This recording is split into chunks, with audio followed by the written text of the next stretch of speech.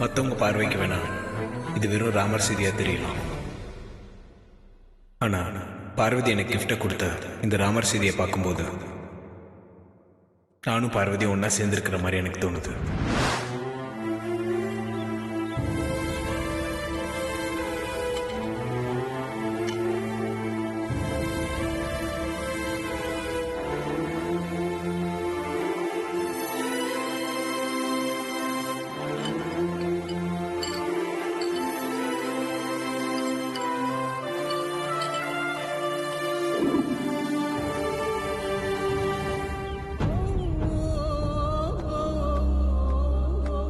Hi Nandini. Welcome aunty. என்ன வரவேற்புலாம் ரொம்ப பலமா இருக்கு. ஆமா, உன்னை பார்க்கணும்னு நான் ஃபோன் பண்ணதும் வீட்டுக்கு வர சொல்லுவேன்னு பார்த்தா இப்படி ஒரு பொது இடத்துக்கு வர சொல்லிருக்க. எல்லாம் உங்க நல்லதுக்கு தான் ஆண்டி. ஏன் நல்லதுக்கா? என்ன சொல்ற நந்தினி? நாம சந்திக்கிறதோ நமக்குள்ள நட்பு இருக்கிறதோ வெளியில தெரிஞ்சா எனக்கு ஒண்ணும் இல்ல ஆண்டி, உங்களுக்கு தான் பிரச்சனை. அகிலாண்டேஸ்வரி அத்தை அப்புறம் உங்களை வீட்டை விட்டே அனுப்பிடுவாங்க. ஆமா ஆமா, கண்டிப்பா அனுப்பிடுவா. அதனாலதான் நான் உங்களை இந்த இடத்துக்கு வர சொன்னேன். சொல்லுங்க, எதுக்காக போன் பண்ணீங்க? அது வேற ஒண்ணும் இல்ல. அந்த டெண்டர் விஷயத்துல ஆதிக்கடவுர் சிங்கம் ஆதித்யாவை தலகுனிய வச்சு அந்த அகிலாண்டேஸ்வரிய மீடியா பேப்பர்னு எல்லாத்து முன்னாடியும் அசிங்கப்பட வச்சியே. அப்பவே நீ ஆட்டத்தை ஆரம்பிச்சுட்டு எனக்கு தெரிஞ்சு போச்சு. ஆனா அதுக்கப்புறம் ஒண்ணுமே காணோம், சைலண்ட் ஆயிட்ட. என்ன அகிலாண்டேஸ்வரி திருப்பி கொடுத்ததுல பயந்துட்டியா? பயமா? எனக்கா? அந்த அகிலாண்டேஸ்வரிய பார்த்து நான் பயப்படுறவளா இருந்தா நான் யாருங்கிற உண்மைய மறைச்சு அகிலாண்டேஸ்வரி வீட்டுக்குள்ள கால் எடுத்து வச்சிருப்பேனா? நாகபுரி வம்சத்து ரத்தம் என் உடம்புல ஓடுது. எனக்கு எப்ப பதுங்கணும் எப்ப பாயணும்னு நல்லாவே தெரியும் ஆண்டி. நீ பேசுறதெல்லாம் வச்சு பார்த்தா ஏதோ பெருசா பிளான் பண்ணிருக்க மாதிரி தெரியுது. டெக்ஸ்டைல் டெண்டர்ல அந்த அகிலாண்டேஸ்வரி என்னை திருப்பி அடிச்சிருக்கலாம். ஆனா இனிமே நான் கொடுக்க போற அடி அந்த அகிலாண்டேஸ்வரிக்கு வாழ்க்கையில மறக்க முடியாத அடியா இருக்கும். பிசினஸ்ல கொடி கட்டி பறந்துகிட்டு இருக்கிற ஆதித்யா குரூப் ஆஃப் கம்பெனிக்கு இனிமே இறங்கு முகந்தான். கல்யாண மண்டபத்துல அத்தனை பேர் முன்னாடி நான் தலை குனிஞ்சு நின்ன மாதிரி மீடியா முன்னாடி அகிலாண்டேஸ்வரி அவமானத்துல தலை குனிஞ்சு நிக்கணும். நிக்க வெப்ப தான் மக ஆதித்யாவை நினைச்சு சந்தோஷத்துல பூரிச்சு போயிருக்கிற அகிலாண்டேஸ்வரி நான் கொடுக்க போற அடிக்கு அப்புறம் ஆதித்யாவோட நிலைமைய நினைச்சு ரத்த கண்ணீர் வடிக்க போறாங்க ஆண்டி. என்ன சொல்ற நந்தினி? நீ சொல்றதெல்லாம் பார்த்தா எனக்கே கொஞ்சம் பயமா தான் இருக்கு. பயப்படாதீங்க ஆண்டி, ஆதியோட உயிருக்கு எந்த ஆபத்தும் வராது. ஆனா அந்த அகிலாண்டேஸ்வரி எங்களை விட்டுடுங்கன்னு என்கிட்ட கெஞ்சணும். அப்படி ஒரு ஆப்ப நான் ரெடி பண்ணிக்கிட்டு இருக்கேன். அது என்னன்னு என்கிட்ட சொல்லக்கூடாதா நந்தினி?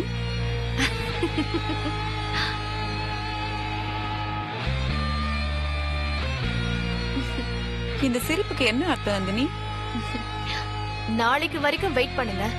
அதுக்கப்புறம் உங்களுக்கு மட்டும் இல்ல, இந்த உலகத்துக்கே தெரியும். ஓ, உலகத்துக்கு தெரியும் போதுதான் எனக்கும் தெரியணுமா? அப்ப என் மேல உனக்கு நம்பிக்கை இல்ல? அப்படியெல்லாம் இல்ல ஆண்டி. அகிலாண்டேஸ்வரி உங்க மேல வச்சிருக்கிற நம்பிக்கையை விட நான் அதிகமாவே வச்சிருக்கேன். இன்னைக்கு ஒரு நைட் வெயிட் பண்ணுங்க, நான் வரேன்.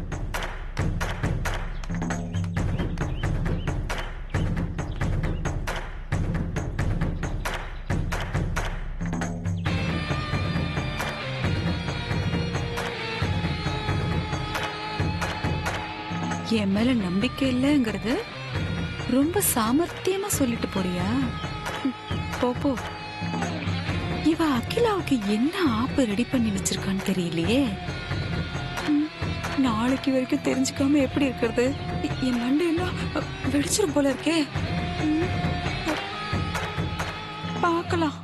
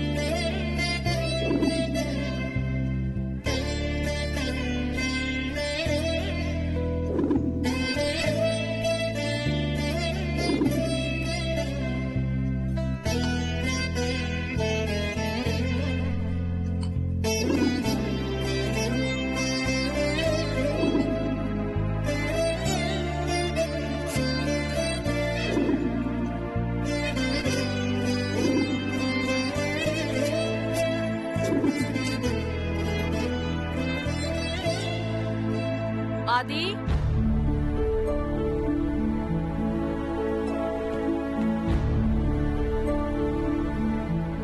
ஆதி, அம்மா சொல்லுங்கம்மா. என்ன பண்ணிக்கிட்டு இருக்க? இல்லம்மா, வாட்ஸ்அப்ல டெக்ஸ்ட் பண்ணிட்டு இருக்கேன். உனக்கு லேப்டாப்ல ஏதாவது ஒர்க் இருக்கா? இல்லம்மா. ஆடிட்டர் மெயில் செக் பண்ணிட்டு உடனே கால் பண்ண சொல்லிருக்காரு. அதான் உன்கிட்ட இருந்து லேப்டாப் வாங்கிட்டு போலான்னு வந்தேன். ஓ சரிம்மா.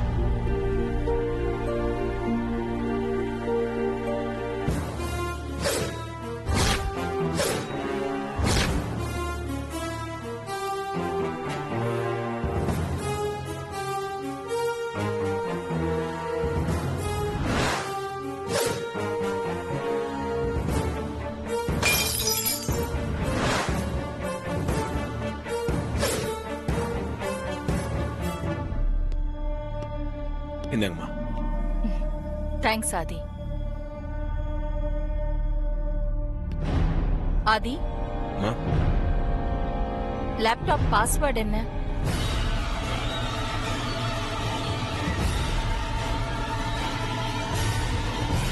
பார்வதி பேரு தான் பாஸ்வேர்டா வச்சிருக்கேன். இது எப்படி அம்மா கிட்ட சொல்றது? என்ன, நீயே மறந்துட்டியா? சீக்கிரமா சொல்லு ஆதி. பாஸ்வேர்ட் என்ன? இல்லம்மா. சொல்லு.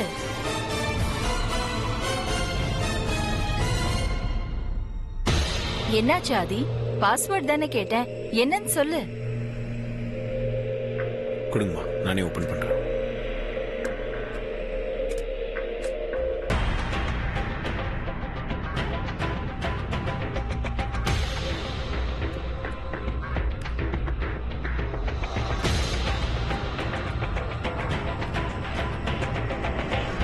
இந்தாம்மா.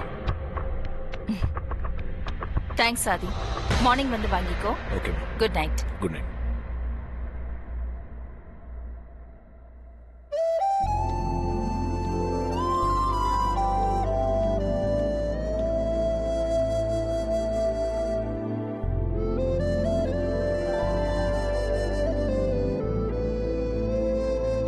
நல்ல வேலை அம்மா பார்க்கல.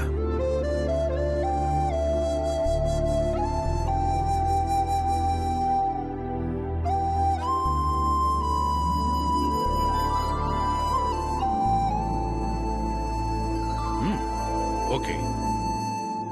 அது ஒன்றும் ப்ராப்ளம் இல்லை. நாளைக்கு மார்னிங் நான் கால் பண்றேன். சரி. Okay okay.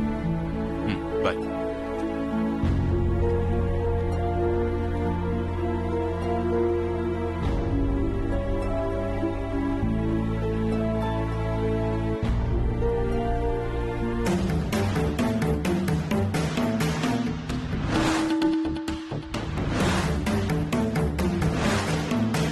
கொடுங்கம்மா, நானே ஓபன் பண்றேன்.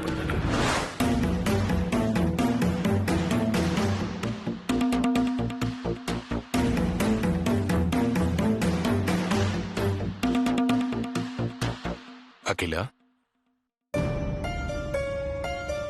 ஆடிட்டர் மெயில் செக் பண்ணிட்டு போன் பண்ண சொல்லாத. நான் போய் ஆதிக்கிட்ட லேப்டாப் வாங்கிட்டு வரேன்னு சொல்லிட்டு போனேன். திரும்பி வரும்போது நீ நார்மலாவே இல்லையே. என்னாச்சு அகிலா? என்னன்னு சொல்றது, எனக்கு ஒண்ணுமே புரியலங்க. நீ இப்படி ஃபீல் பண்ற அளவுக்கு என்ன நடந்தது அகிலா? பார்வதி ஒரு ராமர் சீத பொம்மைய ஆதிக்கு கிஃப்டா கொடுத்தால. ஆமா, அதுக்கு என்ன இப்போ? அந்த பொம்மை உடைஞ்சிருச்சுன்னு அத ஒட்டிக்கிட்டு உட்கார்ந்திருக்கான் ஆதி. அத பார்த்து என் மனசே உடைஞ்சு போச்சுங்க. என்ன அகிலா நீ? கிஃப்டா வந்த பொம்மை, அதுவும் இல்லாம கடவுள் பொம்மை. அதனால தூக்கி எறிய மனசு இல்லாம ஆதி ஒட்டிக்கிட்டு இருந்திருப்பான். அதுக்கு போய் இப்படி ஃபீல் பண்ணிக்கிட்டு இருக்க? எனக்கு என்னமோ நீங்க சொல்ற காரணத்துக்காக அந்த பொம்மைய ஆதி ஒட்டிக்கிட்டு இருப்பான்னு தோணல. ஆதிய சந்தேகப்படுறியா அகிலா? இதுவரைக்கும் இல்லங்க. ஆனா இப்போ எனக்கு சந்தேகம் வந்திருக்கு. எதை வச்சு அப்படி சொல்ற அகிலா? இதோ ஓபன் பண்ணிருக்கிற லேப்டாப்ப வச்சு. இந்த லேப்டாப்ல அப்படி என்ன இருக்கு? ஆதிக்கிட்ட லேப்டாப் பாஸ்வேர்டை கேட்டப்போ என்கிட்ட சொல்ல தயங்கிக்கிட்டு அவனே பாஸ்வேர்டை போட்டு ஓபன் பண்ணி கொடுத்தாங்க. என்கிட்ட சொல்ல முடியாத சொல்லக்கூடாத பாஸ்வேர்டு என்னவா இருக்கும்? அகிலா, சொல்றதுக்கு பதிலா தானே ஓபன் பண்ணி கொடுத்துடலாம்னு நினைச்சு ஆதி அப்படி பண்ணிருக்கலாம்ல. நீ எல்லாத்தையும் சந்தேகத்தோடவே பாக்குற. இல்லங்க, நீங்க தான் எல்லாத்தையும் ரொம்ப சாதாரணமா பாக்குறீங்க. இத்தனை வருஷத்துல ஆதி என்கிட்ட ஒரு நாள் கூட இப்படி நடந்துக்கிட்டதே இல்ல. ஆனா இன்னைக்கு அவன் நடந்துக்கிட்டது புதுசா இருக்கு. அவன் ரேஞ்ச் என்னன்னு தெரியாம உடைஞ்சு போன ஒரு பொம்மைய உட்கார்ந்து ஒட்டிக்கிட்டு இருக்கான். என்னால இதெல்லாம் சகிச்சுக்கவே முடியாதுங்க. இதுக்கு எல்லாத்துக்கும் நான் ஒரு முடிவு கட்ட.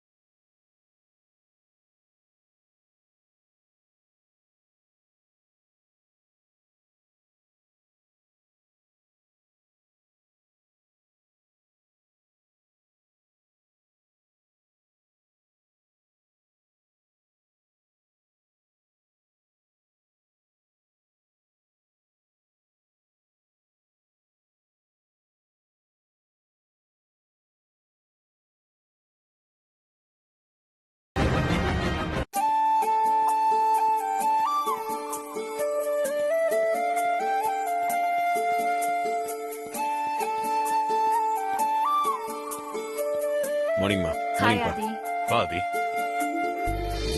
விஜயா. ஆதி, மா, நீ யூரோப் போறதுக்கு ஏற்பாடு பண்ணிருக்கேன். யூரோப்பா? என்னம்மா திடீர்னு? நீ ஒரு மாசம் ரெஸ்ட் வேணும்னு சொல்லி எம்டி போஸ்ட் அருண் கிட்ட கொடுத்துட்ட. ஆனா வெளியே எங்கேயும் போகாம நீ வீட்ல தானே இருக்க. அதனால ஜாலியா போயிட்டு வா. இந்த சமையல்காரி இங்க தானே இருக்கா? அவ இருக்கிற இடத்துலதான் இவனும் சுத்திட்டு இருப்பான். என்னடி இது? காஃபிமா. அதுக்கு அப்படி நிறைய வாயில ஊத்துவியா? மூஞ்ச முகர கட்டியும் பாரு. ஒரு மாசம் லீவ் வேணும், ரெஸ்ட் எடுக்கணும்னு சொன்ன நீ வீட்டுக்குள்ளேயே அடைஞ்சு கிடந்தா எதுக்கு லீவ் எடுத்தோம்னு தெரியாமலேயே போயிடும். அதனால யூரோப் போயிட்டு கொஞ்சம் ரிலாக்ஸ் ஆயிட்டு வா. இல்லம்மா, அது வந்து ம். நீ என்ன சொல்ல வரேன்னு எனக்கு தெரியும் ஆதி. உனக்கு ரெஸ்ட் வேணும். இங்கே இருந்தா நீ ரெஸ்ட் எடுத்த மாதிரியே தெரியாது. அப்புறம் இன்னொரு முக்கியமான விஷயம், டென்மார்க்ல இருக்கிற ஒரு லீடிங் காஸ்மெட்டிக் கம்பெனியோட பிசினஸ் அக்ரிமெண்ட்டை சைன் பண்ண வேண்டியது இருக்கு. அத பத்தின டீடைல்ஸ் இந்த ஃபைல்ல இருக்கு. சோ நீ ரெஸ்ட் எடுத்த மாதிரியும் இருக்கும், ஒரு பிசினஸ் டீல முடிச்ச மாதிரியும் இருக்கும். புது பிசினஸ். இந்தா படிச்சு பாரு. இதுல அக்ரிமெண்ட்டுக்கான காப்பீஸ் இருக்கு, அப்புறம் விசாவுக்கான ஃபார்மும் இருக்கு. நல்லா படிச்சு பார்த்துட்டு கையெழுத்து போடு. சரிம்மா. பென்.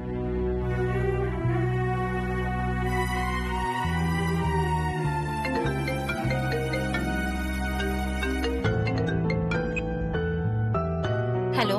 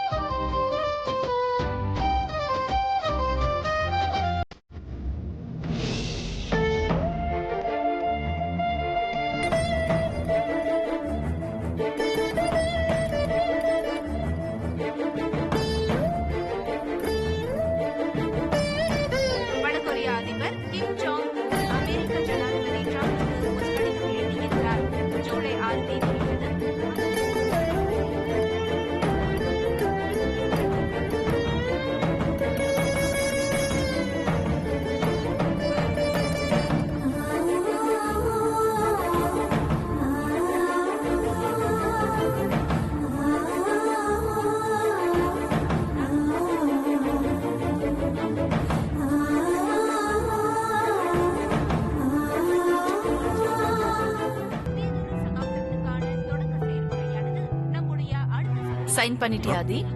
ஆ போட்டுமா. கொடு.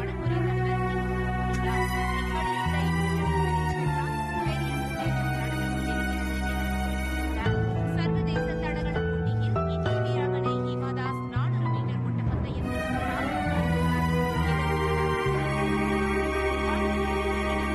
இதுபோல் ஜனாதிபதி ராம்நாத் கோவிந்த், நடிகர்கள் அமிதாப் பச்சன், அக்ஷய் குமார் உள்பட பல பிரபலங்கள் வாழ்த்து தெரிவித்துள்ளனர். தற்பொழுது வந்துள்ள முக்கிய செய்தி.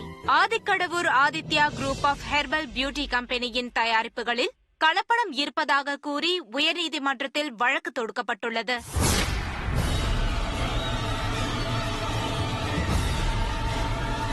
புகழ்மிக்க ஆதித்ய குரூப் ஆஃப் கம்பெனி சமீப காலத்தில் ஹெர்பல் பியூட்டி ப்ராடக்ட் என புதிய கம்பெனி மூலம் பெண்களுக்கான ஹெர்பல் அழகு சாதன பொருட்களை சந்தையில் அறிமுகப்படுத்தியது. குறுகிய காலத்தில் பெரும் வரவேற்பை பெற்ற இந்த பொருட்களில் கலப்படம் இருப்பதாகவும், இதனால் தங்கள் சருமம் பாதிக்கப்பட்டு முக அழகை பாழாக்கி விட்டதாகவும் பெண்கள் போலீசில் புகார் தெரிவித்துள்ளனர். நாங்க Aditya herbal beauty cream use பண்றதுனால தான் எங்க ஸ்கின் இப்படி ஆயிடுச்சு. உடல் ரீதியாவும் மன ரீதியாவும் ரொம்ப பாதிக்கப்பட்டிருக்கோம்.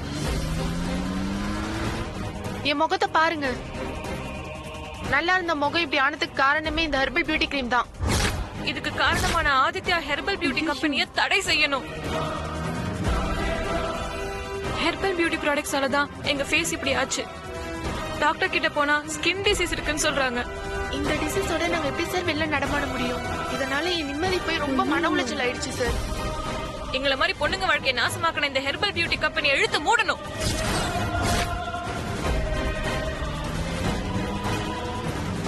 என்ன இது நியூசன்ஸ்? மாமா, இது நியூசன்ஸ் இல்ல, நியூஸ் தான். நம்ம ப்ராடக்ட்ல எல்லாம் கலப்படம் இருக்குன்னு சொல்லிட்டு இருக்காங்க. ஷட் அப்.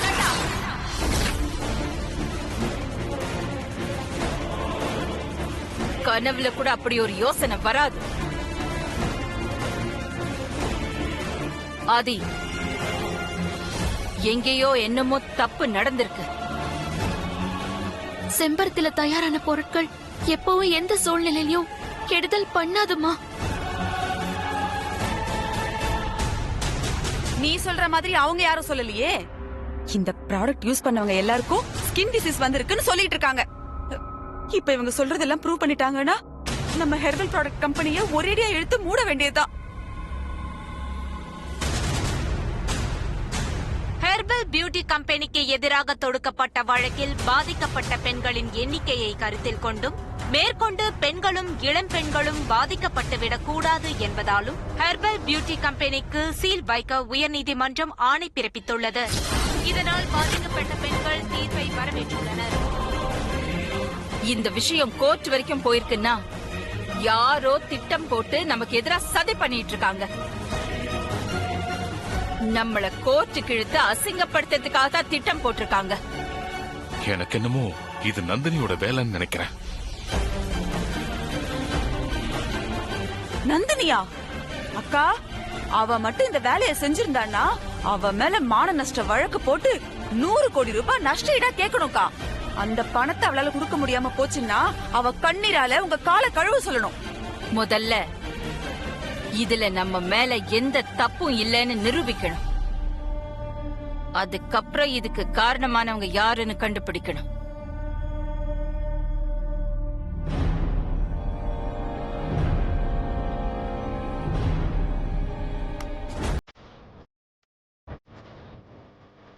வணக்கம் ஆண்டி.